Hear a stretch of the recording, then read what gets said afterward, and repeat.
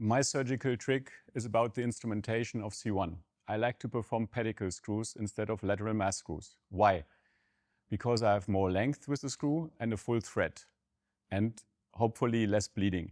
We all know that it's bleeding a lot when you're going from below the bow to the lateral mass because there's some venous plexus.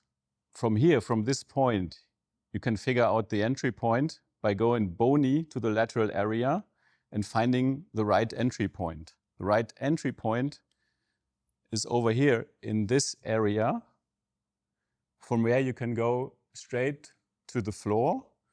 Probably you have to perform fluoroscopic control. In AP view, you see the triangle where you have to be in the middle of this triangle. What you have to be aware of is the vertebral artery, which is above the bow.